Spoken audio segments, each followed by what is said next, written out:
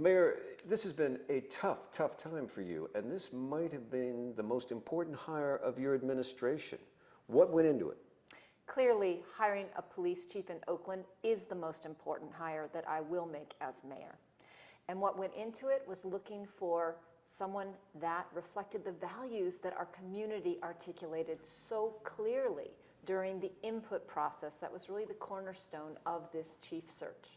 And that was a leader with integrity, with the ability to change culture, and who could deliver on just and fair policing, community trust, violence prevention, and accountability. What sold you on her?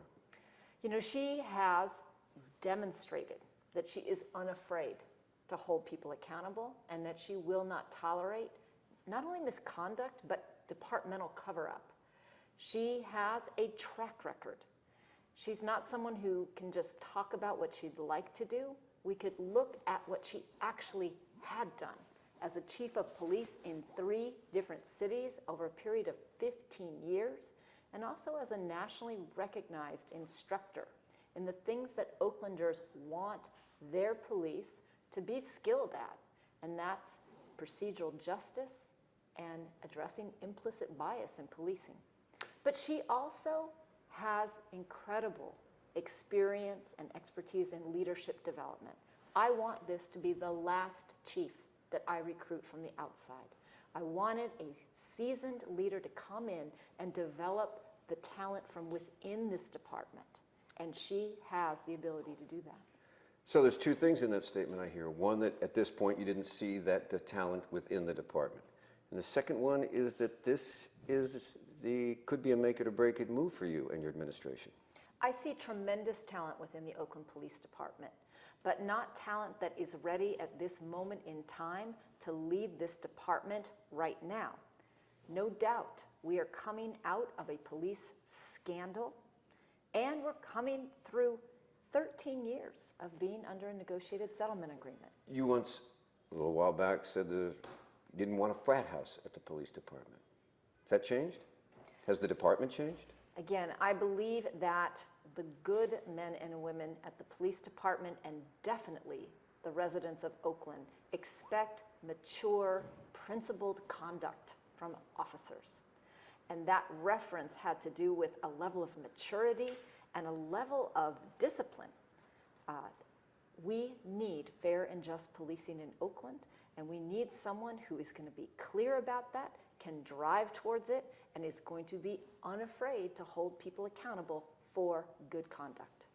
Okay, speaking of conduct, the age of Trump is going to make Oakland the center of some of probably the biggest demonstrations in the West Coast. Are you ready for that? I appreciate that this chief knows she's coming into a city that is an activist community, that has progressive values. And she also recognized what some of the assets are that she's inheriting with the Oakland Police Department. She's recognized that this department is known for its very careful and respectful handling in recent times of protests and of these types of gatherings. So I expect us to continue to maintain free speech while absolutely not tolerating vandalism or violence. So let's be honest, being police chief of Oakland is probably one of the toughest jobs in the country. How many people took a look and said, thanks, but no thanks? You know, we had a very talented pool to choose from. We had more than 30 applicants for this position. And we had a variety of tenures, experiences, philosophies. I'm very pleased that we went with someone with incredible seniority and wisdom. Was it tough to get somebody? Did you have to talk them into coming here? You know, we did have to talk to Ann Kirkpatrick about coming here. She had just accepted this job in Chicago. She'd only been there 6 months. But she has long been interested in serving the Oakland Police Department and serving, more importantly, the Oakland community. We did have to talk her into being considered because she felt very torn because of the recent commitment she had made to Mayor Emanuel. We're very pleased that she did decide to follow her heart to Oakland.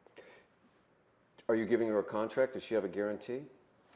We are under discussions. Her salary will need to be approved by the Oakland City Council. And so that proposal will be coming forward from the city administrator and myself in the coming weeks. Are you going to be able to give her a guarantee that she has a certain amount of years? She has claimed that she has never worked with a contract before. And so that is a discussion that we'll have. That decision has not been made yet. How would you characterize the last 6 months of you being mayor?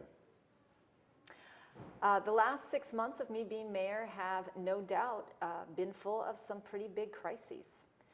Oakland is a city that is full of sometimes unpredictable challenges on top of the predictable ones, but it is an incredibly resilient city.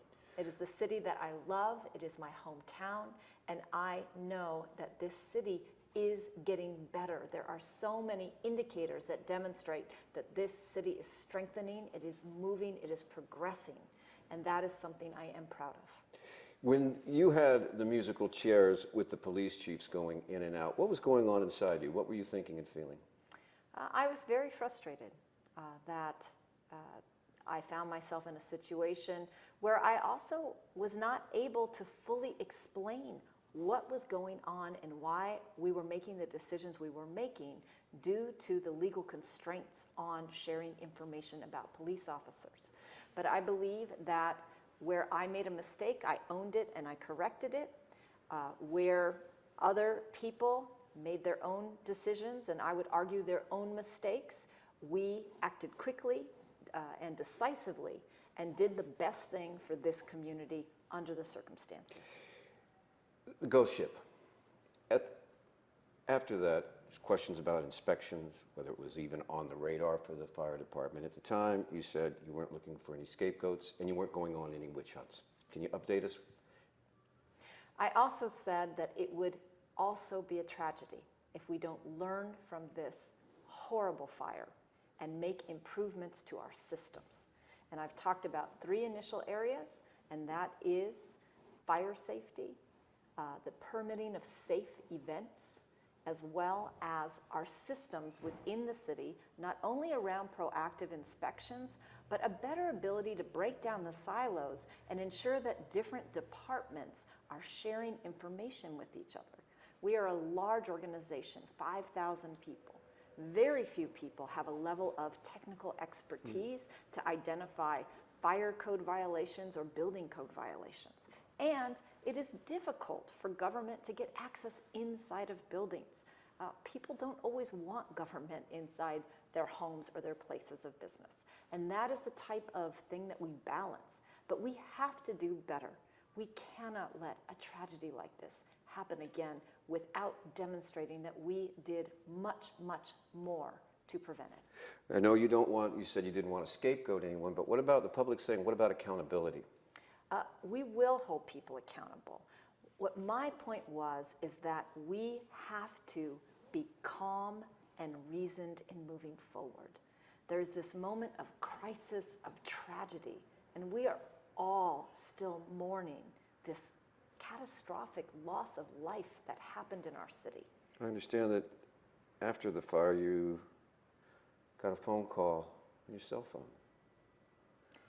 You know, many people from throughout this country reached out to me to offer their support, to offer their condolences. The most meaningful one was I did receive a phone call from the President of the United States. And if there's anyone who understands the burdens of leadership, it is him. And that was very meaningful to me at a very difficult moment.